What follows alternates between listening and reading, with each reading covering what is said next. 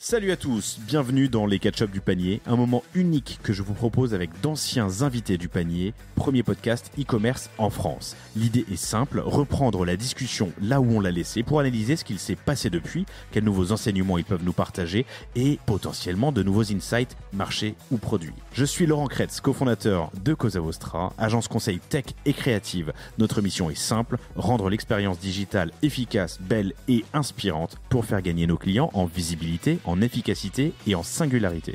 Si vous avez une épine dans le pied, parlons-en et écrivez-moi sur laurent@cosavostra.com ou sur LinkedIn, Laurent Kretz. Et surtout, n'oubliez pas de vous abonner pour ne rater aucun épisode du panier et des catch-up du panier sur lepanier.io pour trouver la newsletter. Belle écoute! Bonjour à tous, bienvenue dans ce nouvel épisode du panier qui est un catch-up et que j'ai l'immense plaisir d'enregistrer avec Benjamin. Salut Benjamin, ça va? Salut, ça va et toi? Ça va. Benjamin, vous l'aviez entendu en mars, on avait enregistré début mars, c'était l'épisode 212. Benjamin est le cofondateur de Inga, inga.eco, inga.eco, que je te laisserai présenter dans une seconde. Je le fais avec mes mots, mais c'est des éponges, des serviettes, des essuie-tout qui sont nettoyables, que vous pouvez nettoyer. On peut dire comme ça. C'est ça. Et donc, c'est durable et c'est beaucoup mieux que de les jeter ou d'avoir des éponges dégueulasses parce qu'on les jette pas assez souvent, mais tu nous expliqueras ça tout à l'heure. On a enregistré l'épisode sort vendredi, on a enregistré hier, qui était le lendemain, on voyage dans le temps, de ton passage dans Qui veut être mon associé et je suis très heureux parce que c'est vraiment encore chaud dans vos esprits si vous l'avez vu, mais si vous l'avez pas vu, Benjamin nous racontera ce qui s'est passé. Mais plein de questions. J'ai envie de comprendre les time frames, le planning. Quand est-ce que tu sais que tu vas enregistrer? Est-ce que tu sais quand est-ce que tu sais que tu passes? Tu nous parleras des juges. Hein, tu l'as découvert quelques jours avant, je crois. Et vous le savez si vous avez vu l'émission, mais il y a une belle surprise. Bref, comment tu prépares ton stock? Comment tu prépares ta valo? Comment tu te prépares à l'émission? Est-ce que tu révises? Qu'est-ce que ça change? Alors c'est encore tout frais, hein. Je sais pas si tu as déjà des chiffres, je te poserai la question tout à l'heure, mais qu'est-ce que ça a changé dans ta vie de passer hier soir dans Qui va être mon associé? Bref, hyper intéressant parce que c'est encore tout chaud et je sais que c'est un sujet qui vous intéresse, chères auditrices, chers auditeurs. Cet épisode est filmé, retrouvez-le sur YouTube. C'est pour ça que je dis ça en regardant la caméra. On parlera aussi de distribution parce que aujourd'hui, enfin cette semaine, c'est la semaine où tu te lances, en plus de passer dans Qui va être mon associé, en grande distribution chez Cora, chez Leclerc, chez Monoprix. C'est pas une coïncidence, hein, c'est je pense parfait parce que c'est un gros push. Non, je te laisse pas parler, t'as vu? Je vois que tu prends ta respiration, tu mimes. Et on fera un petit tour par ta levée de fonds qui a aussi lieu depuis l'enregistrement. Bref, c'est une sacrée année pour vous. Grosse année. Ouais. C'est cool. Mais c'est intéressant avant qu'on commence. On a commencé. Oui, mais avant qu'on rentre dans toutes les questions, c'est un truc, je pense qu'on est beaucoup d'entrepreneurs à avoir. C'est quand on nous demande sincèrement comment on trouve que ça va, au fond, nous, on n'est jamais satisfait. Jamais. Et en fait, quand tu prends du recul et que tu regardes tout ce que tu as fait les 12 derniers mois, et que tu te rends compte que tu as rempli tous les objectifs principaux, là, tu dis, bon, en fait, je pourrais être quand même satisfait, mais tu l'es quand même pas. Mais en tous les cas, ouais, belle année parce qu'on a rempli tous nos objectifs. Sur une année qui était compliquée parce que 2023 c'était pour beaucoup de commerçants et commerçants la galère. Il y a beaucoup de gens, il y a beaucoup de personnes en tout cas que je reçois qui me disent être flat versus 2022 c'était déjà une victoire. Toi je sais que tu as fait de la croissance, c'était une belle première année pleine. Sachant que notre site on l'avait lancé mi-décembre 2022. Ouais c'est ça. C'était facile d'aller chercher la croissance. On avait fait la belle campagne Ulule, mais non belle année et on est content et je suis fier des équipes parce que c'est avant tout grâce aux équipes. C'était le sujet qu'on avait abordé dans cet épisode, le 212, hein, si vous voulez aller l'écouter ensuite. C'était ton lancement, parce que tu étais encore tout jeune. Et surtout ta campagne Ulule, qui était à l'époque, et elle est encore peut-être, je sais plus, mais non, tu t'es fait doubler. La campagne la plus financée de l'histoire d'Ulule. Ouais, à l'époque, on a été dépassé. Je crois que c'est l'Uni qui a refait un produit. Sur le Walkman. Ouais. Enfin, il me semble que c'est l'Uni ou une boîte dans le genre. Désolé si c'en est une autre, mais oui, on s'est fait dépasser.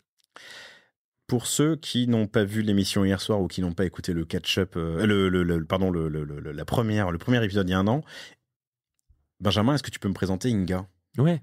Alors Inga, c'est une marque d'éponge et essuie-tout lavable, réutilisable, ultra efficace. Notre but, c'est de vendre à monsieur et madame tout le monde. Donc pour vendre ces produits à monsieur et madame tout le monde, on s'est donné la mission de donner envie de passer du jetable au durable. Et en se donnant cette mission de donner envie de passer du jetable au durable, on se demande comment tu donnes envie à tout le monde. d'utiliser des éponges lavables, des essuie-tout lavables. Un objet du quotidien que tout le monde a chez soi, Et en plusieurs tout exemplaires. le monde jette. Tu vois, toi, par exemple, tu jettes tous les combien ton éponge? Ben, je saurais même pas te répondre, mais je sais pas, tous les mois et demi, et encore. Voilà, alors que selon les industriels et surtout les scientifiques, tu es censé jeter chaque semaine ton éponge. Nous, notre éponge, elle est lavable, donc tu la laves toutes les semaines et ça dure au moins 1 an. Ça, c'est l'exemple de l'éponge. Mais pour revenir à la question de comment tu donnes envie à monsieur et madame tout le monde de passer à des produits durables, il faut se poser les questions de qu'est-ce qu'ils attendent au quotidien. Ils veulent des produits efficaces et des produits économiques. Et tout part là-dessus. Et nous, notre produit est économique parce que si tu l'achètes qu'une fois par an, tu fais beaucoup d'économies par rapport au jetable.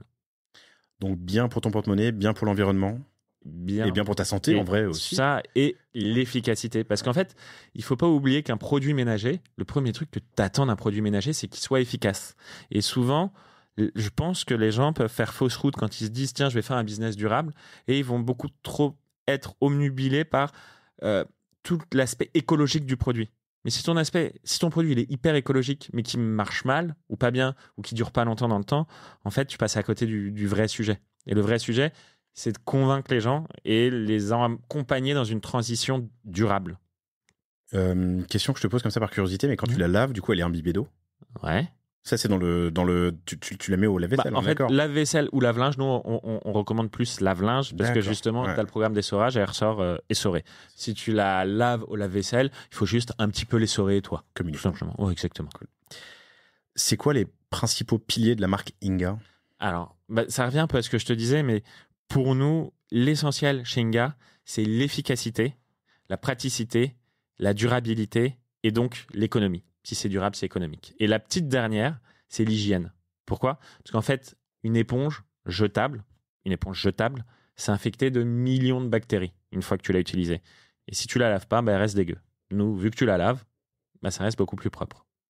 Et j'ai l'impression, il y en a une qui est brandée là. Je vois une année Formi durable. Exactement, c'est ton petit cadeau du jour. Okay. C'est un des petits spoils pour l'année 2024, mais une des nombreuses nouveautés qu'on va faire, c'est qu'on va faire des éponges personnalisées.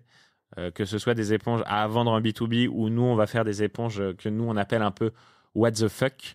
Mais là, en tous les cas, la première éponge personnalisée qu'on a lancée pour la nouvelle année, c'est une éponge spéciale année Formi durable. Ok, je vais les mettre en gros plan devant la caméra qui est sur toi. Tac. Hop, comme ça vous pouvez le voir. Voilà, une année Formi durable et c'est revenu sur moi. Nickel.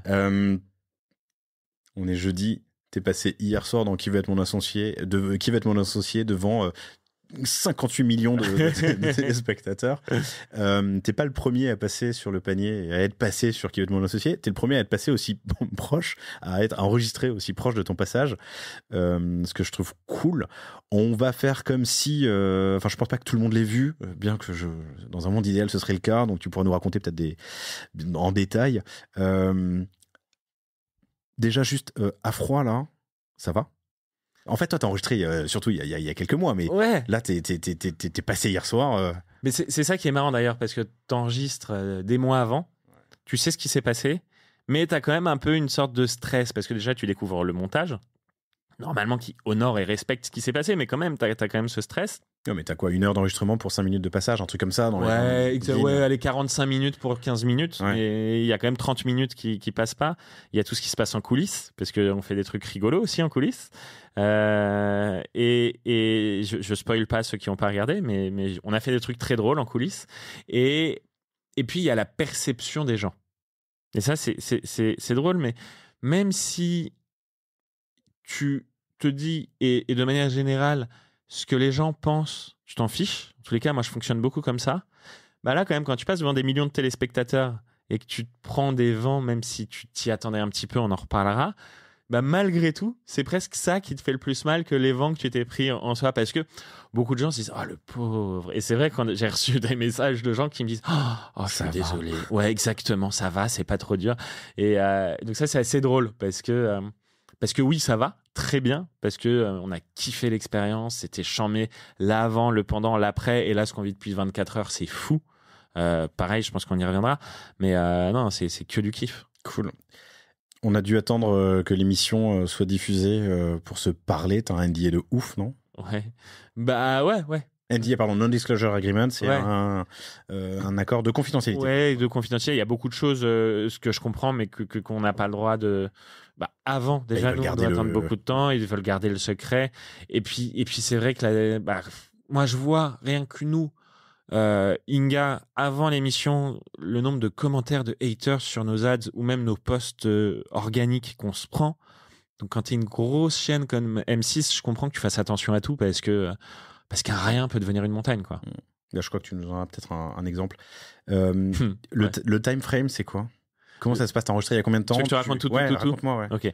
En gros, avec toujours en perspective, vous, chers auditrices, chers auditeurs qui nous écoutez, quelqu'un qui pourrait espérer y passer un jour et le conseil que tu peux lui donner, tu vois. Mais bon, voilà, raconte-moi tout. Ouais. Alors, moi, j'ai un directeur marketing qui voulait qu'on fasse l'émission. À côté de ça, moi, je voulais faire une levée de fonds. Donc, on voulait aller avoir des investisseurs, entre guillemets, renommés. Donc, on s'est dit, bon, allez, on va tout faire pour passer à l'émission. Donc, en mai, on a fait un faux tournage de Qui veut être mon associé. C'est-à-dire qu'on a pris un appart, on a essayé de reconstituer un peu un plateau. On a pris 4 personnes à qui on a mis les masques du jury pour faire un peu quelque chose de rigolo. Et moi, j'ai pitché. J'ai fait comme si je faisais mon vrai pitch.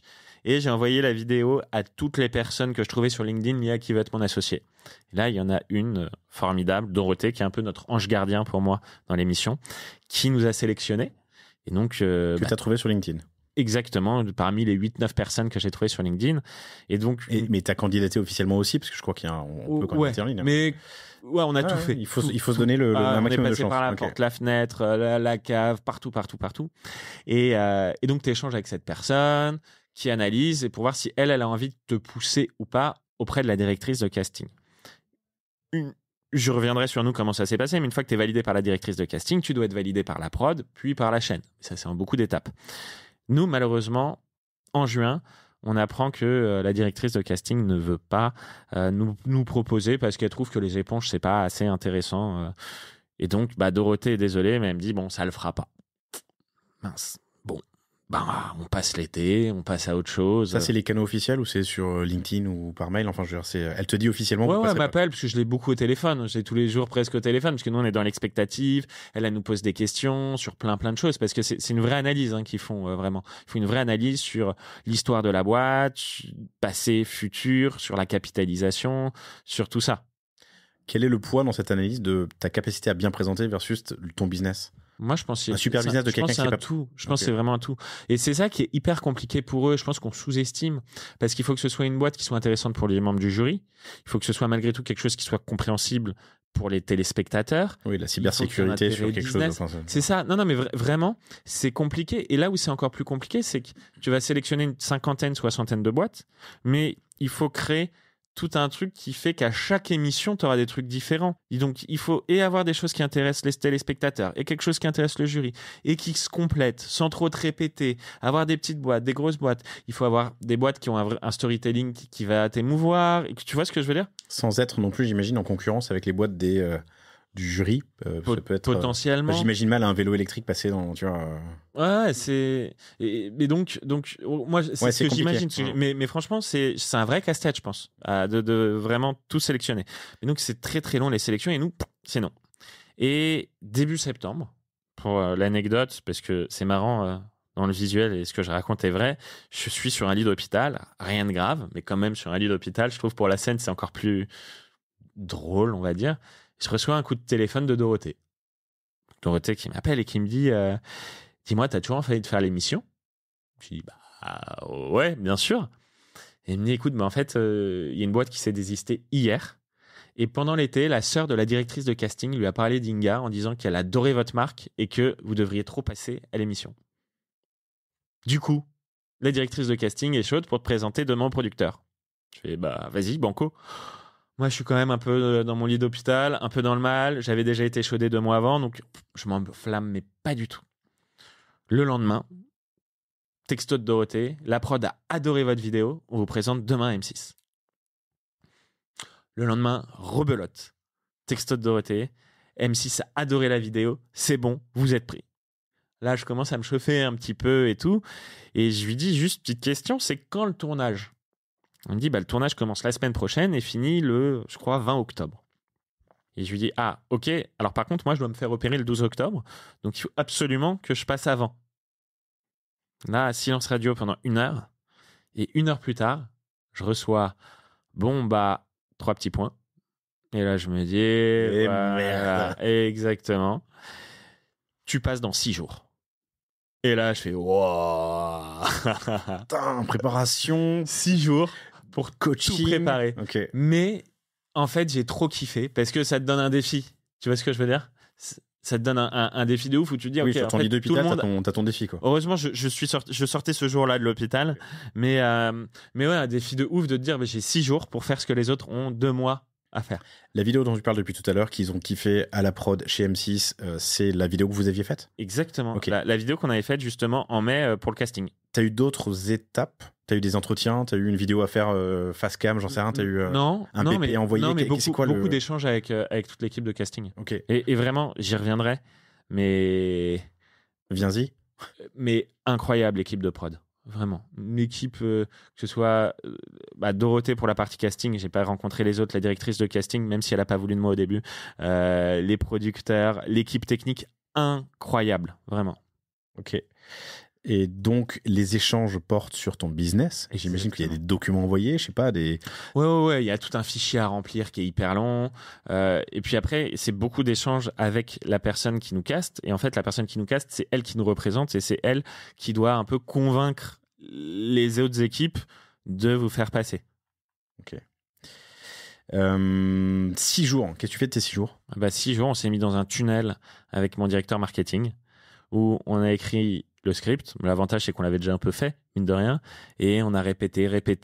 On s'est entraîné à faire les questions-réponses. On a imaginé les questions-réponses. Là où ils sont sympas à la prod, c'est qu'ils nous envoient quelques anciennes émissions. Parce qu'on peut pas les retrouver facilement sur Internet, les anciennes émissions. Ce qui nous permet un peu d'anticiper et se dire, OK, bon, là, ils ont posé telle question. Et on prépare le décor. Là, pareil, l'équipe a été ouf parce que mon directeur marketing, en même temps qu'il me faisait répéter, il imaginait le décor avec la régisseuse de l'émission. En 6 jours, elle nous a fait une machine à laver à notre image. Ils ont recréé un robinet pour nous. Franchement, ils ont été très forts. Et donc, pendant 6 jours, on donne tout. L'équipe de prod donne tout. Et puis, au final, tout était prêt, calé. Mais en tous les cas, nous, un tunnel pour tout préparer, tout imaginer, tout concevoir. Mais ce qui est cool, c'est qu'en fait, ça retombe pas. Et t'es prêt, et l'adrénaline, elle retombe le lendemain de ton passage, quoi. Okay. On en parle souvent entre e-commerçants, commerçants, retailers, entre ici sur le panier. Qu'est-ce qui était différent quand t'es arrivé et que t'avais vécu ton expérience? Qu'est-ce qui était différent par rapport à ce que t'avais prévu ou imaginé ou qu'on t'avait dit? Je te pose la question différemment. À quoi tu ne t'attendais pas? Franchement, déjà, j'ai pas eu le temps de m'attendre à quelque chose, d'imaginer. Je suis désolé, je réponds pas bien. Je réponds. Mais ce qui était différent, c'est que ça va très vite. Ça va beaucoup plus vite que ce que je pouvais imaginer. Beaucoup, beaucoup plus vite. T'as l'impression que ça passe en 5 minutes sur le plateau alors que c'est 45 minutes. Ouais, c'est ça en fait. C'est ça. T'arrives, il est 7h du mat. On te dit tu vas tourner à 9h30. Au final, il y a un peu de retard. Tu tournes à 10h. T'as l'impression qu'il se passait 10 minutes. Donc c'est vraiment la vitesse à laquelle ça va. Et puis tu t'es là, tu fais le repérage du plateau. On dit allez, faut y aller. Tu reviens 10 minutes plus tard et là il y a le jury. T'es bam. C'est ça. Vraiment, je pense que ça va très vite et trop vite aussi. Trop vite parce que tu kiffes, mais t'as même pas le temps de profiter autant que tu voudrais. Si vous écoutez l'épisode qu'on a enregistré il y a quelques mois avec Benjamin, vous saurez qu'il a eu une expérience passée, une vie passée en acting, comme on dit, de comédien, voilà, pardon. Ça aide? Alors, ça me fait beaucoup rire parce que à un moment, le jury me pose la question de... Je sais plus comment ils me le disent exactement, mais ils font... Tu parles bien quand même, hein. Tu faisais quoi dans la vie avant? J'étais comédien. Ils font... Ah bah voilà, ok. Donc... Oui, je pense que ça m'a un peu aidé. J'étais à l'aise sur le plateau. Moi, j'ai kiffé. Je me suis éclaté. J'étais, je pense, pas trop stressé. Et donc, même si j'en ai pas conscience, je pense que oui. On m'a dit sur le panier que c'est ce qui est intimidant, c'est qu'en fait, il y a des plans serrés quand vous l'avez vu, quand ça passe à la télé, mais t'es quand même assez loin, t'es à 5-6 mètres, tu vois pas forcément les expressions faciales, ils prennent des notes, ils sont sur leur téléphone. Comment tu l'as géré, ça? Comment tu l'as vécu? Quel conseil donner? Alors déjà, à un moment, il y a Marc Simoncini qui m'a pas regardé quand je lui ai parlé, donc je suis allé lui mettre un coup de tête. Ça a calmé tout le monde. Ça a calmé tout le monde. Non, en vrai, le truc, c'est qu'ils sont 5 et que t'as quand même des interactions parfois avec tous et parfois avec un. Donc quand quelqu'un te pose une question, il te regarde. Tu vois ce que je veux dire? Donc moi, en tous les cas, c'est pas un truc qui m'a gêné ou qui m'a interpellé parce que t'as toujours un regard à aller catcher, tu vois. Et vraiment, c'est un échange. Je pense aussi peut-être parce que je me suis préparé de ouf. Et donc, comme je t'ai préparé de ouf, je savais comment rebondir, sur quoi. Et puis, tu te doutes un peu des questions. Si tu te prépares vraiment bien, ça va. C'est un oral, en fait, tu vois. C'est comme Et un quand grand t'es oral. entrepreneur, tu passes ta vie à pitcher ta boîte. Donc en Ouais, vrai, et puis, vu que moi, je venais de lever, en plus, je venais de lever avec beaucoup de business angels, donc j'ai pitché. Et puis c'est sympathique. Après voilà, c'est rigolo. Ils te taquinent un peu, mais c'est normal, c'est le jeu. Et en tout cas, moi, ça m'a pas gêné. bon, une semaine de grosse préparation avec ton directeur marketing, le pitch, les questions, la mise en, le conditionnement. À quel moment tu sais qui seront les juges? Ah, bah alors toi, évidemment, tu te doutes que va y avoir les anciens. Et moi, on m'avait dit, dès qu'on m'a dit tu seras pris, il y a des jurys, des nouveaux jurys. Et quelques jours après, on me dit, il y a un jury, c'est du lourd. C'est du très lourd. Mais je peux pas te dire encore qui c'est. Moi, je me dis, ça doit être quoi? Ça doit être un Niel, un Grandjean. Bon, ok, sympa. Très fort même. Mais... Et là, je sais plus si c'est 48 ou 24 heures avant mon passage. On me fait, voilà, c'est bon, je peux te le dire. C'est Tony Parker. Je fais waouh, il y avait rien que je pouvais imaginer de plus ouf. C'est-à-dire que moi je suis un fan de sport. Quand j'étais jeune, j'avais le maillot de Tony Parker, le seul maillot de basket que j'ai eu de ma vie. Pour moi, c'est un des 3 plus grands sportifs français du siècle. C'est peut-être le seul, ou en tous les cas le sportif le plus connu aux États-Unis. Genre, c'est une folie. Et c'est marrant parce que j'avais une grosse valo par rapport aux autres boîtes, et donc malheureusement, je me doutais que ma valo allait être un peu compliquée. Pour ceux qui l'ont pas vu, 5 millions. 5 millions. Voilà. Ce qui est, c'est même pas haute fourchette. C'est, ouais, c'est très très très haut. Pour qui va être mon associé. Exactement. Pour info, pourquoi on avait une valo de 5 millions, c'est parce qu'on venait de lever une valo post-money de 5 millions, et donc je pouvais juridiquement pas proposer plus bas, et même par respect envers mes business angels, j'allais pas le faire. Attends, t'as combien d'investisseurs sur ton tour? Alors dans la table de capi, pas tant que ça, mais parce qu'on a que des business angels, donc on a fait des SPV, on a regroupé dans des holdings des business angels, mais en gros des business angels, je vais en avoir peut-être 90, 100. Oui, parce qu'en convaincre 3 de dire, écoutez, on a levé à 5, on a levé à 3, non pardon, on a levé à 5, laissez-moi de faire une valo à 3, mais pour avoir TP, Tony Parker, ça peut s'entendre. Convaincre 90 mecs de dire, tu vas perdre 30% de ta valeur. Ouais, et surtout, quoi, de toute façon, je voulais pas. Même si Tony Parker m'avait dit, ok, tel valo, j'aurais dit non. Mais j'ai tenté un truc quand même. Et alors juste ça, attends, la prod, tu leur donnes la valo que tu vas donner. Ouais. Et ils t'aiguillent, ils t'influencent, ils te conseillent. Non, ils me disent, bon, c'est haut. Ils me disent, franchement, c'est haut. Et ils comprennent pourquoi je fais ça. Parce que malgré tout, c'est pas qu'une prod télé, c'est des gens qui comprennent le business et qui aiment aussi. C'est des passionnés. Ça, tu vois, c'est les producteurs, par exemple. Eux, ils sont à fond aussi dans notre après. Ils nous disent, vas-y, raconte-nous combien t'as vendu, qu'est-ce que t'as fait. Tu sens qu'ils aiment vraiment ce qu'ils font. Ils font pas juste du show pour faire du show. Et je pense que c'est pour ça d'ailleurs qu'il y a une si bonne ambiance sur le plateau et que nous on kiffe en tant qu'entrepreneur. Mais en tous les cas, j'apprends qu'il y a Tony Parker et je le veux, parce que je suis un gosse qui est fan de lui, et 2 parce que on veut un jour lancer les States, et pour lancer les States c'est mieux. Et là je me suis dit, il faut que je trouve vraiment un truc pour réussir à le choper. Et ton truc, ça a été quoi? Et mon truc, fait un truc dingue quand même. En tout cas j'ai tenté un truc. C'est que je savais que je pouvais pas bouger ma valo.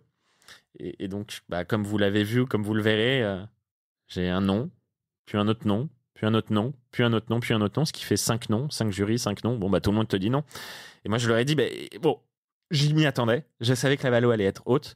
Donc moi, ce que je peux vous proposer, en parlant à tous les membres du jury, même si dans ma tête, je pensais un peu plus à Tony, c'est, je sais que vous pouvez beaucoup m'apporter.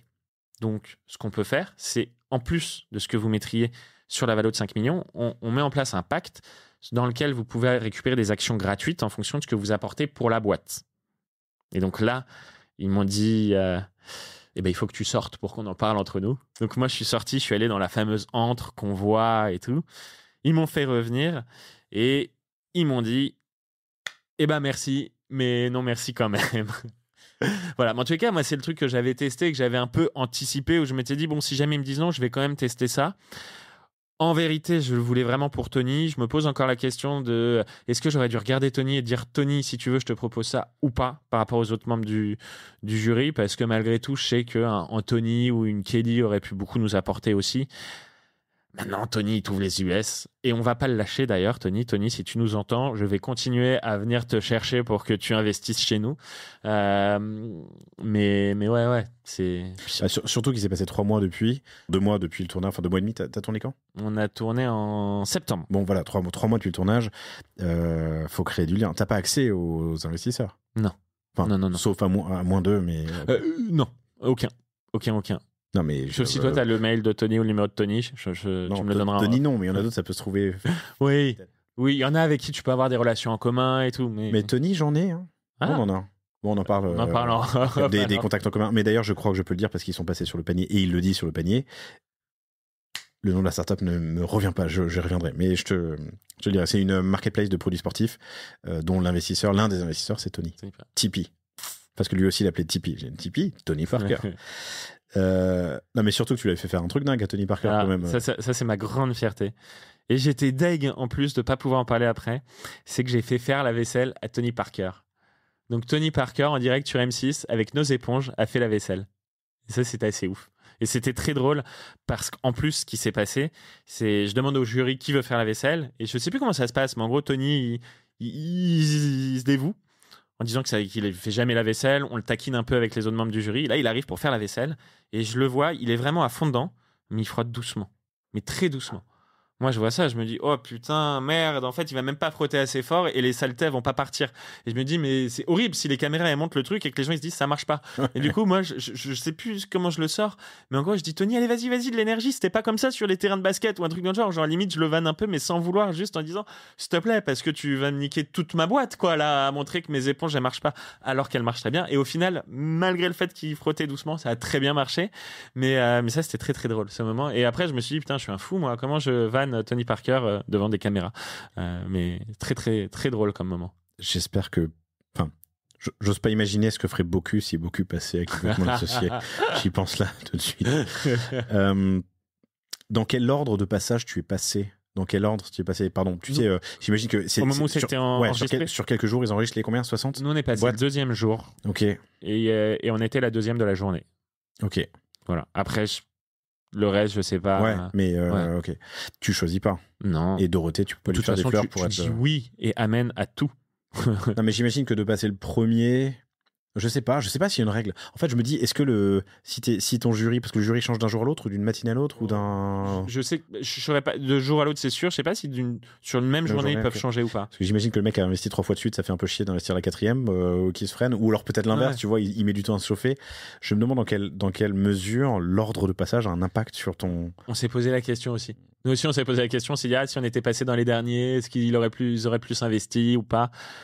Maintenant, on refera pas l'histoire. Donc, les juges, c'était... Alors moi, j'ai eu Anthony Bourbon, Kelly Massol, Éric Larchevêque, Marc Simoncini, okay. et Tony Parker. Et franchement, c'était chambé, parce que chacun a sa personnalité, ils sont authentiques, ils sont bienveillants, ils te vannent, mais ça fait partie du jeu. Mais franchement, ils sont assez bienveillants, sans être bullshit. Et ça, j'ai trouvé ça assez... vraiment, vraiment top. Okay. Je sais pas si c'est moi qui ai eu de la chance, si je suis passé un bon jour, je sais pas ce que disent les autres, mais moi j'ai trouvé ça assez exceptionnel. Alors que je me suis pris 5 vents. Ouais, bah, j'allais venir, on te dit non, comment on te le dit est-ce que, parce que tu vois, à la télé, on voit les 10 secondes de je sais pas, ou machin, ça dure combien de temps? Comment toi tu réagis quand tu le vis? Non, mais ils expliquent, chacun explique. Après, c'est vrai que ça prend du temps, donc parfois tu as envie de dire, bon, allez, vas-y, viens, l'essentiel. Moi, le nom que j'ai préféré, c'est celui d'Éric Larchevêque, parce qu'en fait, à un moment, ils me posent une question, tous, un peu marketing, et en gros, je leur réponds de manière très marketée en 4 points. Je fais 1, 2, ceci, 3, cela, 4, cela. Et du coup, 15 minutes plus tard, Moment où ils font le verdict, Eric il me regarde, il dit bon bah je vais te dire non et je vais te le faire en 4 points. Ah non non, j'ai trouvé ça très très drôle. Marc c'est en mode son côté un peu blasé, clair quoi. Moi les éponges ça m'intéresse pas et je m'en fous. Anthony le côté mec échaudé par le B2C. En gros bah, je sais à quel point le B2C c'est dur, j'ai plus trop envie d'en faire mais il m'a dit un truc très sympa. Il m'a dit clairement s'il y a une personne au monde qui peut faire de l'oseille avec des éponges c'est toi. Donc c'est bien, ça fait vraiment. Écoute, c'est vraiment la meuf, tu sais, qui te fait écoute, je veux pas te pécho, mais t'es vraiment trop beau. C'est pas toi, c'est moi. Tu vois, exactement.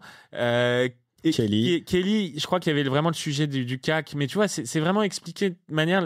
Elle connaît ce business. Coût d'acquisition. Exactement. Coût d'acquisition qu'elle trouve trop élevé, crainte qu'il n'y ait pas assez de repeat. Et ça, on y reviendra, mais ma grosse erreur, c'est de les avoir orientés sur le fait qu'on était des NVB, alors que pour moi, on est omnicanal, voire même plus retail.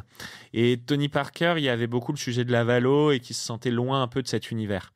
Et c'est vrai que ça, c'est un autre truc, mais c'est malgré tout, et moi, je reviens toujours à ce fondamental, c'est on est une boîte d'éponges. On est des vendeurs d'éponges. Et au final, c'est pas un business qui vend du rêve. Mais nous, on arrive, et en tout cas, c'est ce qu'on essaie de faire, c'est de vendre du rêve avec des éponges. C'est assez beau ça, tu l'aurais utilisé ce passage. Hein. T'as vu si on faisait un montage, tu pourrais finir sur ça. Vendre du rêve avec des éponges, effacer le passé. Effacer le... Oh, bon, j'arrête. Tony, pardon, il t'a dit quoi? Pourquoi il t'a dit non?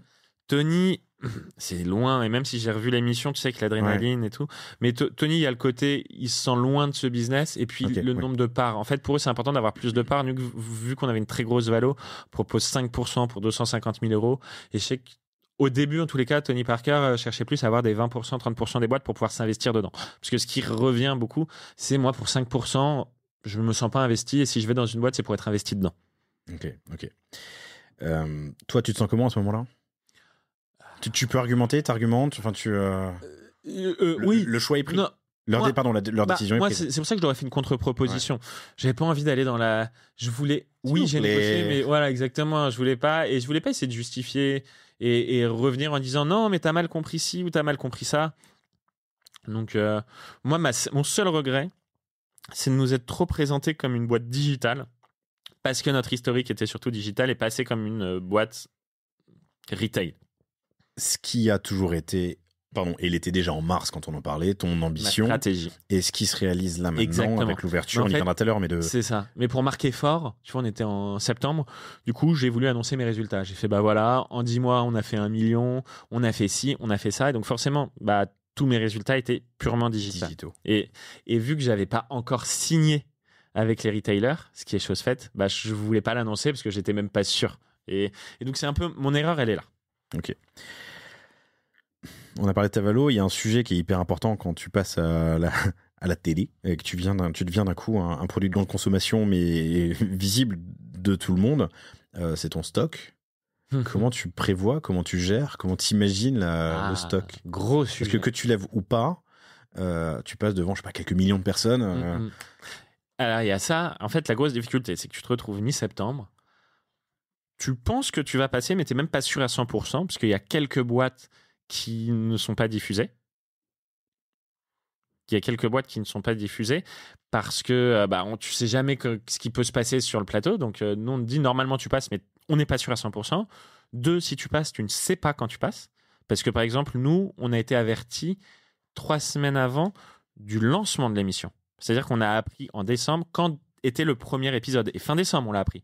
Et on a appris 2 jours plus tard dans quel épisode on allait être. Donc, si tu veux, j'ai dû apprendre c'est simple, je sais exactement quand. J'ai appris le 28 décembre que je passerai le 17 janvier. Donc, bref, on revient à septembre. Tu es pas sûr à 100%. Mais tu sais... Alors, tu as appris le 28 décembre que tu passerais le 17 janvier. Ouais, et j'ai appris début décembre que c'était bon. Que c'était bon. Le 1er décembre, je crois. Okay. Mais donc, si tu veux, tu es là le 17 septembre où tu vas sûrement passer. Tu sais pas à quand. Tu sais pas si c'est en janvier, février ou mars. Et même si tu passes... et tu sais pas combien tu vas vendre. Donc, tu dois quand même préparer ton stock, mais combien? Parce que malgré tout, le stock, c'est la trésor, et la trésor, c'est la vie. T'imagines si jamais pour une raison X ou Y, t'es déprogrammé, que t'as 600 000 balles de stock qui dort, alors certes, tu finiras par les vendre un jour, mais il y a ta trésor, il y a tout ça, et bref. Et donc ça, c'est le vrai sujet. Et même sans ça, c'est même si tout se passe bien, moi j'ai aucune idée de est-ce qu'on va vendre pour 400 000 euros ou 1 million. Et même là, aujourd'hui, on est 24 heures après. Clairement, depuis qu'on est passé à l'émission Qui veut être mon associé, c'est un carton de ouf. On a certains produits sur lesquels on est en rupture de stock depuis le passage à Qui veut être mon associé. Mais là, on ne sait pas ce qui va se passer dans les 30 jours qui viennent. Et je ne sais pas si je vais faire 400 000 ou 800 000. Et c'est un vrai sujet à beaucoup d'égards. D'autant plus que pour nous, comme tu l'as un peu dit, on rentre en distri et c'est en même temps. Donc, on doit gérer le site Qui veut être mon associé, Amazon aussi, parce qu'Amazon, ça explose, et le lancement dans 3 enseignes. Donc, niveau logistique, ça forme. Comment est-ce que tu vas faire pour entretenir la flamme ? On est 24 heures après, c'est fou, t'es déjà en rupture de stock sur certains produits. Comment tu fais pour que ça dure pas une semaine, mais un mois ? Ou pas un mois, mais 2 ou 10, non, mais alors franchement, c'est une super bonne question et c'est quoi un casse-tête. Ouais. Mais le truc, c'est que toi, tu essaies de faire des ads liés à ça, forcément, mais t'as pas le droit de réutiliser le contenu parce que c'est la propriété d'M6. Donc, tu essaies de réutiliser comme tu peux, de faire un maximum de contenu sur ça. Ensuite, nous, par exemple... Et d'ailleurs, pardon, chers auditrices, chers auditeurs, tu m'as demandé l'autorisation d'utiliser une partie des images de cet épisode en acquis dans les jours qui viennent. Exactement. Ok. Ouais. Un des exemples. Il y a ça. Nous, par exemple, on m'a filmé en train de regarder l'émission pour utiliser. Bref, t'imagines tout ce que tu peux faire pour pouvoir en parler sans montrer les images. C'est très méta. Hein. Ouais. Pas méta Facebook, méta. Ah ouais, Inception et tout. C'est ça. Et peut-être qu'on refilmera moi qui regarderai l'ads qui regarde l'émission. Non, mais tu fais ça. Après là, on va lancer un pop-up. Donc oui, un pop-up store, pardon, un pop-up. On lance un pop-up store le 1er mai à Vélizy 2. Et donc, on va essayer d'événementialiser un peu avec Qui veut être mon associé. Puis après, tu essaies de faire des choses. Nous, on a prévu d'essayer de contacter des membres du jury pour faire des trucs avec eux, des trucs croisés. On a prévu de recontacter des boîtes qui avaient fait Qui veut être mon associé avant pour faire des collabs. T'imagines tout ce que tu peux. Et puis après, j'ai envie de te dire, t'en reviens au nerf de la guerre, à ce que toi, tu connais avec le panier. C'est tu testes et tu vois ce qui marche. Mais je pense que tu as dû l'entendre 150 fois, au moins ce que je vais te dire. Mais pour 10 tentatives, 10 tests ou 10 vidéos, il y en a 7 qui partent à la poubelle. Mais au final, c'est un événement comme un autre événement, beaucoup plus gros, beaucoup plus lourd. Mais tu le gères comme n'importe quel autre événement, je pense, dans l'après. Unbottled, je pense à eux parce qu'on en avait parlé, mais ils ont explosé, même sans lever, sur Qui veut être mon associé, mais ils ont explosé ensuite parce que t'as un produit de grande consommation, tu passes à 1 heure de grande audience, enfin, c'est le match parfait, quoi. T'as une bonne gueule et une belle histoire. Ah, mais c'est une chance incroyable. Et en plus du fait que ils ont été extraordinaires et l'équipe de prod, tu leur es reconnaissant. Ils t'offrent un tremplin pour ta boîte qui est incroyable. Alors même si tu te prends 5 vents en public, tu as vu le mec, on dirait le mec rageux et tout. Non, mais voilà, c'est incroyable, vraiment. Et puis, ce qui est intéressant, c'est qu'aussi, tu te confrontes vraiment au grand public. Parce que tu te confrontes au grand public et pas comme toi, tu l'as choisi, parce que c'est pas toi qui te monte. Tu vois ce que je veux dire ? Et t'es pas maître de l'histoire. Exactement. Quoi. Mais c'est intéressant. Du narratif. Ok, c'est intéressant. Tout le monde ne passe pas, on l'a déjà dit. Et puis j'ai reçu, chers auditrices, chers auditeurs, vous pouvez écouter We Are Jolie, par exemple, qui est enregistré, mais qui est pas passé qu'ils n'ont pas diffusé. Donc jusqu'au bout, et même la veille d'ailleurs, tu sais pas encore. Mais moi, je suis un parano et un stressé, donc jusqu'à la veille, jusqu'à l'heure avant, je me dis et si jamais ça. Donc ouais. Et après, ça dépend des natures. Et puis même, c'est drôle parce qu'après, tu te dis mais en combienième je vais passer. Déjà, on a eu la chance d'être dans le premier épisode. Apparemment, c'est le meilleur audimat, le premier épisode. Mais après, déjà, t'es trop content. Et puis ensuite, tu dis, mais combienième je vais passer ? Parce que si je passe à tel mot, combien, c'est pas bien. Et puis, j'aimerais bien passer à voir le passage pub. Parce que s'il y a le passage pub, les gens, ils restent plus longtemps sur mon site et ceci et cela.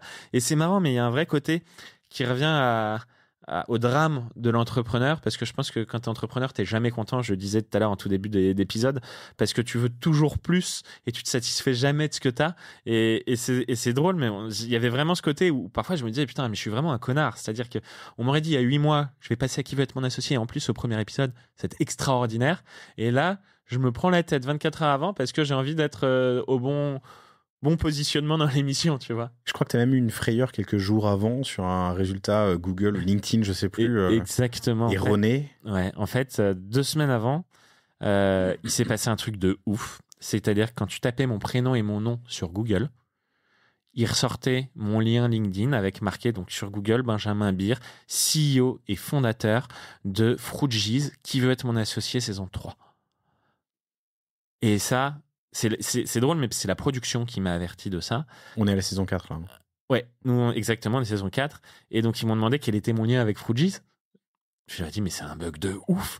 Mais ce bug m'a fait vraiment flipper parce que je me suis dit, ça se trouve, si jamais j'arrive pas à régler ce bug, ils vont pas vouloir me passer ou ils vont peut-être me décaler. Ou... Je me suis peut-être monté la tête tout seul. Mais en tous les cas, pendant 48 heures, je me suis battu avec Google et LinkedIn pour qu'ils je règle ce bug. Mais t'imagines le hasard. Il suffisait d'aller sur Papers aussi. Mais bon, oui. Eux, j'imagine, se protègent de tout. Et je pense que l'un des conseils que tu dis là entre les lignes, c'est entre le moment où tu filmes et le moment où tu passes, putain, faut se tenir à carreau. Mais je pense qu'il y a ça. Et puis l'autre truc, en fait, moi, je les comprends parce que je me mets à leur place. Je me dis, si jamais il y a des téléspectateurs, tu sais comment c'est, quoi. Ce que je disais tout à l'heure, les haters, ils sont tellement faciles. Téléspectateurs qui voient que le mec, en fait, il a un rapport avec une boîte qui est passée l'an dernier, ils peuvent se dire, c'est truqué comme émission. Tu vois ce que je veux dire? Donc, moi, je les comprends. Et en fait, j'ai eu ce raisonnement parce que je me suis dit, à leur place, je me laisserai pas passer. Parce que je me dis, louche. Ouais, tu vois ce que je veux dire? Et alors, vraiment, la probabilité, c'était pas de bol pour moi. Heureusement, au bout de 48 heures, les algos sont repassés, les scripts sont repassés. Je ne comprends même pas comment c'était possible. Mais ouais, jusqu'au dernier moment, la frayeur. Et puis même, pendant que tu passes, tu dis, faut que mon site y tienne, faut pas que ça crache, faut pas que j'ai un problème sur Stripe, faut pas que j'ai un problème sur Shopify. Comment tu t'es préparé? Et ben alors ça, c'est Christophe, mon associé qui gère le site. Je dois saluer Christophe qui a beaucoup travaillé ces dernières semaines. On avait une roadmap depuis 1 mois et demi où on s'était dit, avec tout un cahier des charges, avec plein de trucs, on s'était dit, bon, dans le pire des cas, on passe le 17 janvier. Donc on avait tout mis pour le 17 janvier en se disant, bon, la probabilité elle est quand même plus forte pour qu'on passe en février vu qu'il y a plus d'émissions. Donc on s'était dit, bon, il faut au mieux qu'on soit prêt le 17 janvier. Bah, c'est ce qu'il fallait. Donc on a tout finalisé le jour même. Mais non, il a beaucoup bossé. Et ouais, c'est tout a été millimétré. Attends, je reviens juste sur le planning. Début décembre, tu sais que tu connais la première date, la date de la première émission? Non, la date de première émission, je la connais fin décembre. Je sais plus quel jour, mais je crois que genre début décembre, tu sais que tu passes. Ouais, début décembre, je sais que je passe. D'où les 6 semaines. Okay. Exactement. Donc, je commence à mettre des choses en marche. J'avais des choses que j'avais déjà mis en marche avant, mais tu as des choses que tu mets pas tant que ça en marche non plus. Tu prépares quand même à fond, mais voilà, t'as pas envie de décaisser beaucoup de trucs, mine de rien. Et je crois que c'est le 26 décembre que eux ont annoncé la date de première émission. Et ça doit être 2 jours après qu'ils nous ont dit qu'on était dedans. Ouf. Un petit conseil, quelques petits conseils, ton retour d'expérience. Qu'est-ce que tu aurais pu faire de mieux? Elle est affreuse cette question parce que genre, parfois ils n'ont pas forcément la réponse, mais répondre rien, c'est vraiment passer pour un connard. Est-ce qu'il y a des choses que tu aurais pu mieux faire? Rien. Non, je rigole. Non, franchement, déjà c'est pas que moi, c'est l'équipe. Je pense que j'en ai beaucoup parlé au premier épisode, mais pour moi le plus important dans une boîte c'est l'équipe. Et c'est moi qui parle plus, c'est moi qu'on met un peu en avant, mais vraiment j'ai une équipe de dingue derrière moi qui bosse beaucoup et qui bosse super bien. Et donc si je pense qu'on a si bien fait les choses, c'est avant tout grâce à l'équipe. Le seul truc que j'aurais pu mieux faire, comme je te disais, c'est peut-être plus mettre en avant le fait que on était une boîte qui avait vocation à être mass market et grande distri surtout. Sinon, franchement, si je devais refaire l'histoire, je sais pas trop ce que je ferais différemment. Grande distri, c'est un sujet important pour toi en 2023 et 2024 qui commence. Puisque tu étais distribué en D2C, enfin sur ton site et sur Amazon jusqu'à présent. Et là, tu lances en parallèle, en même temps, que je retrouve mes notes, pardon, mais Cora, Leclerc et Monoprix en grande distri. C'est ouf. Et ça rajoute à la complexité, en plus de la gestion des stocks, la prévision des stocks. Ouais. Alors, déjà, c'est drôle, mais eux, on leur a pas dit au début. Donc, on a signé avec eux avant même de leur dire. Quand on a eu le droit de leur dire, on leur a dit, bon, on a une petite surprise à vous dire. Et donc, ça les a poussés à accélérer le processus. Mais ça, déjà, c'est le super travail d'Alban, mon directeur commercial, qui arrive en juin. Et ouais, là, logistiquement, c'est hard parce qu'on se tape en même temps qui veut être mon associé et les 3 nouvelles enseignes. Et pour te dire, on a un camion qui est parti mardi, même 2 camions qui sont partis de chez notre logisticien. Un pour notre logistique e-commerce et un autre pour les centrales Leclerc, Monoprix, Cora. Donc c'est vraiment en même temps.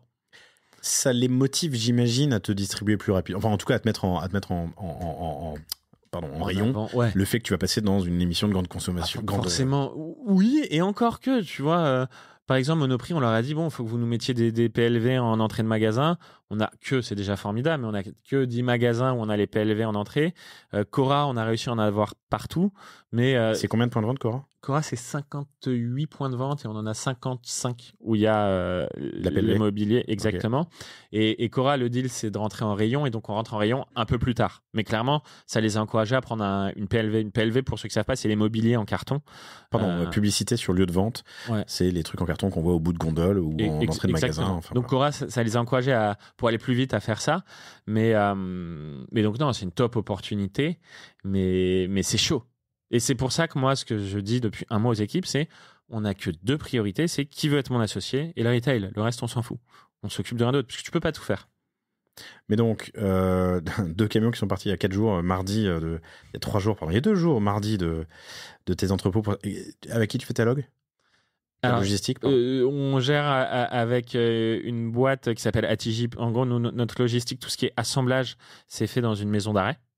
Et de là, c'est dispatché chez Big Blue pour la partie e-commerce. Tu m'avais pas dit ça ? Je t'avais pas dit ? Non, je crois pas. Oui, mais c'est à cause de ton passé. Je savais que... Non, je rigole. C'est juste une blague pour ceux qui écoutent. Je ne suis pas au courant d'un passé judiciaire. Il n'y a pas de passé judiciaire. Voilà.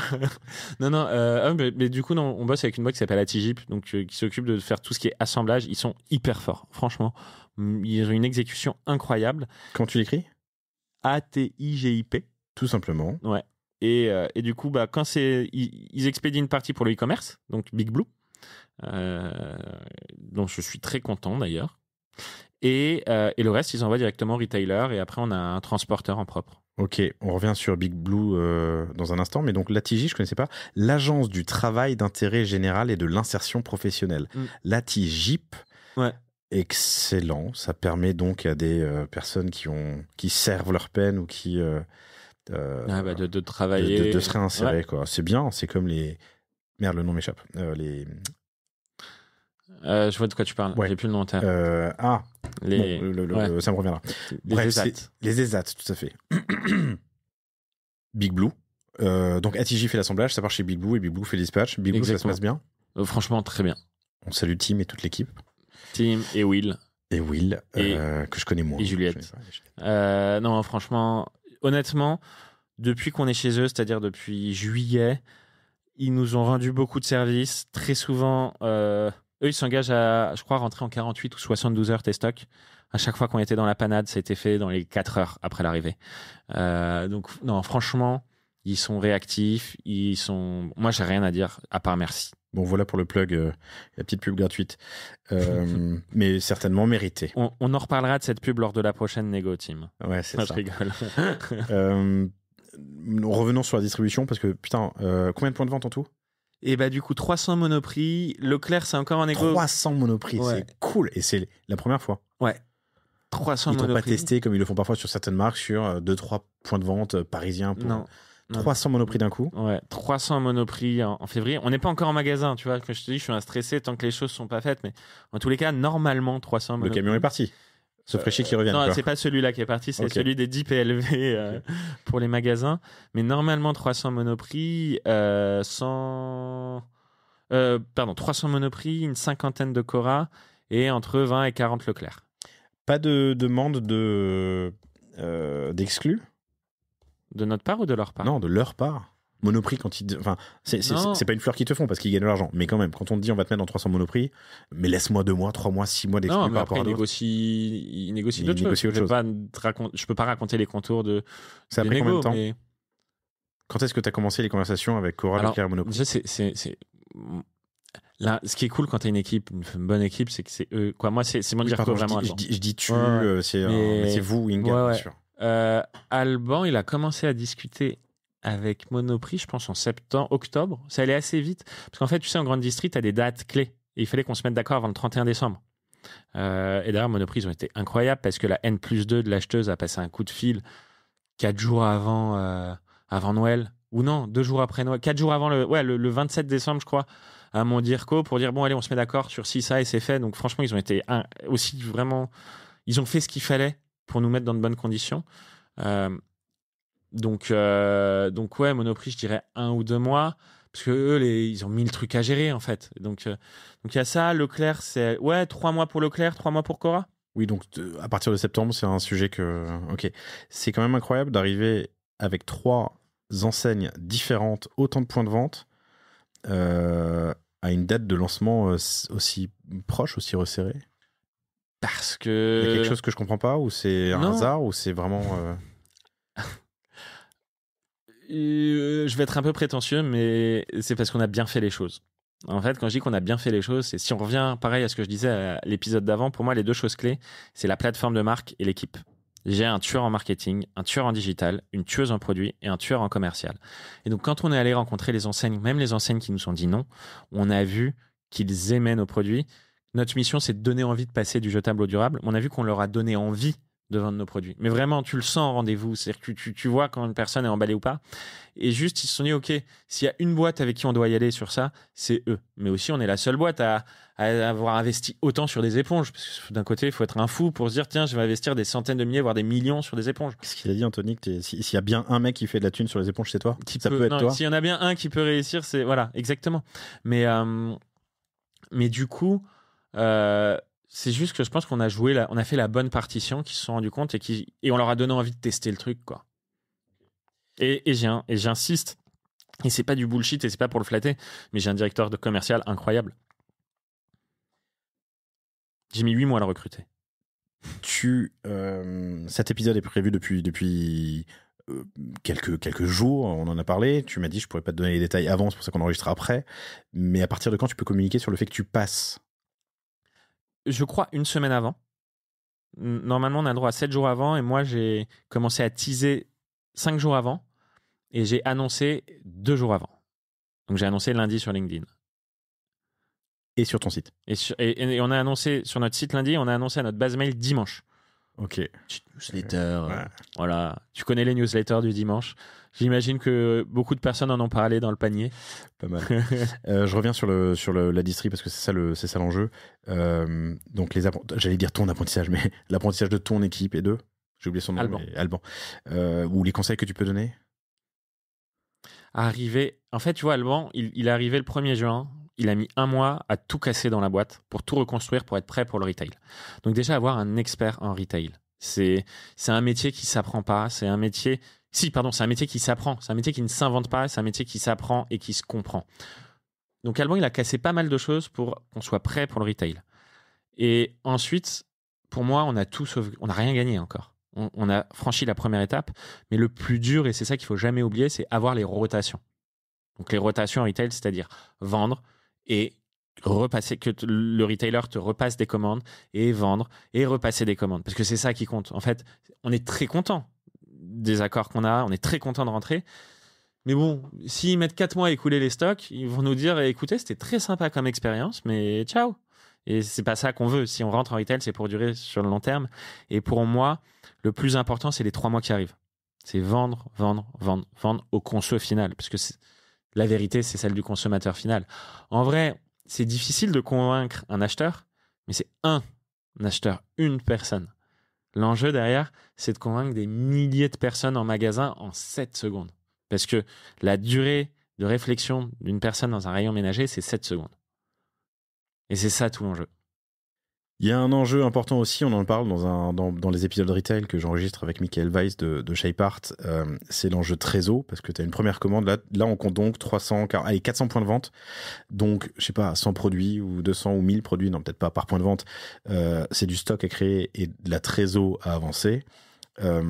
Qui en plus ne sera pas, enfin il faut remplir les étagères. Ensuite, tu as de la rotation, tu en as parlé, c'est important, mais c'est des commandes qui sont en général beaucoup moins importantes, sauf si ça marche très bien, je te le souhaite. Mais tu as un enjeu trésor et prévision aussi qui est important et sur lequel il faut pas se planter. Et c'est pour ça qu'on a des anges de business, ou plus classiquement dit des business angels, mais c'est vrai que c'est là aussi où avoir levé des fonds, ça aide. On a fait aussi du non dilutif. Donc, non dilutif, c'est-à-dire on a eu de la dette avec une super boîte d'ailleurs, je peux me permettre de la citer, Bien sûr. avec Start to Scale. Tu t'es pas fait chier pour Big Blue, donc Start to Scale. Hein, Start to Scale. Ok. Bah, c'est simple, les mecs, historiquement, j'ai fait 2 levées de fonds. À chaque fois, ils m'ont annoncé, on va te chercher X. Ils sont à chaque fois allés me chercher plus que X. Donc, moi, j'aime bien quand on me bullshit pas. Mais clairement. Attends, mais ils montent le financement ou c'est leur sous? Non. Ils montent le financement, ils vont voir les banques à tes côtés. Ils préparent tout le dossier et ils contactent avec toi ou pour toi les banques. Ok. Et du coup, on a une relativement grosse trésor. J'avoue que ma trésor aujourd'hui est beaucoup plus faible que normalement dans 4-6 semaines, c'est-à-dire entre quand Stripe me fera un virement après les premières ventes qui va être mon associé et quand les retailers me feront un virement, mais ouais, beaucoup de trésor, une grosse trésor pour prévoir à fond le stock. Ok. Tu te fais accompagner sur le mass market? Donc sur la logistique? Non, mais même sur la préparation, tu t'es fait coacher, tu parles à des gens, tu parles à d'autres entrepreneurs, ou c'est Alban qui... mon équipe. En fait, tu vois, c'est marrant, mais on est dans un programme d'accompagnement de start-up où on nous propose des coachs. C'est quoi le programme? Wilco, qui est super d'ailleurs. WILCO. WILCO. Okay. En fait, c'est marrant, mais on rencontre des coachs et en fait, je me rends compte que c'est des gens vraiment géniaux, mais que j'ai une équipe qui est tellement expérimentée et spécialisée dans certains trucs qu'on est déjà vraiment bien câblé. Et donc, il y a un côté où il y a le gros pain d'avoir une équipe si expérimentée, si complémentaire, c'est que c'est une vraie masse salariale et que c'est un coût et que ça fait qu'on a perdu beaucoup d'argent en 2023. Mais ça fait que, en fait, tu sais comment avancer. Et sur la partie retail, entre un ancien de chez Procter et un ancien d'Innocent, ouais, ah ouais. T'as quelques clés pour réussir. Mais ils n'auraient pas été là, l'histoire, elle n'aurait pas été la même. Quelle part de non dilutif dans ta levée de fonds? T'as levé combien et quelle part de dilutif? On a levé 1,2 million et on est encore en train de discuter avec des banques, mais en gros 600-700. En plus, hein, pas sur plus. Ok, donc les 2 millions, dont un gros tiers de non dilutif, a priori. Quoi. Ok. Oui, c'est ça. Excellent. Une dernière question avant de conclure, mais l'enjeu, on en avait parlé un peu en mars, mais c'était le repeat. Avec 7 mois dans les pattes, ça donne quoi? C'est drôle. Non, mais justement, parce qu'à l'époque, quand je faisais la levée de fonds, beaucoup de gens me disaient ouais, mais le problème, c'est qu'il n'y aura pas de repeat parce que ton produit dure 1 an et tout ça.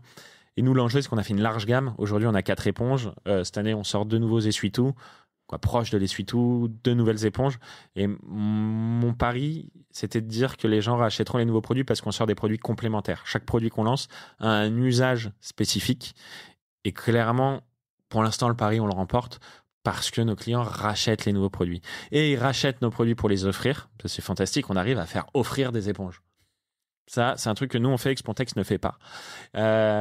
Et ils aiment la marque, ils aiment les produits, donc ils rachètent les nouveaux produits. Et donc, clairement, on a un repeat. Alors, certes, on n'a pas un repeat comme une boîte qui va avoir un abonnement et qui va livrer tous les 2 mois son produit, mais pour une marque d'éponge durable, on a un vrai gros repeat.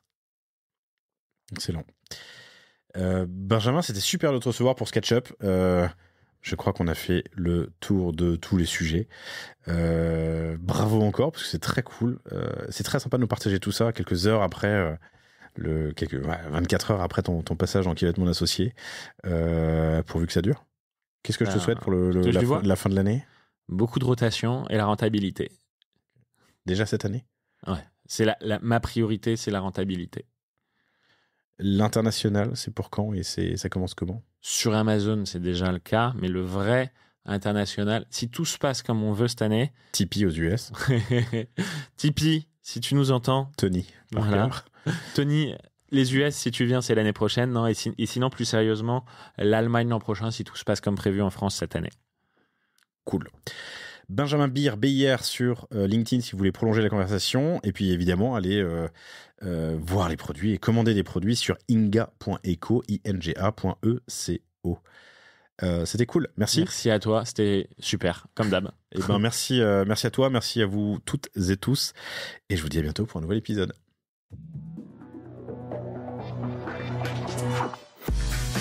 Merci d'avoir écouté cet épisode du Catch-up du panier. J'espère qu'il vous a plu. N'oubliez pas de vous abonner sur votre plateforme préférée, de noter cet épisode 5 sur 5 ou 10 sur 10 ou 50 sur 50 le max et surtout de le partager à vos proches et vos collaborateurs. Je vous donne rendez-vous sur le panier pour un prochain épisode, du panier ou d'un catch-up. Et d'ici là, n'hésitez pas à me faire vos commentaires et vos feedbacks sur LinkedIn. Vous pouvez me contacter, Laurent Kretz, Kretz. À bientôt.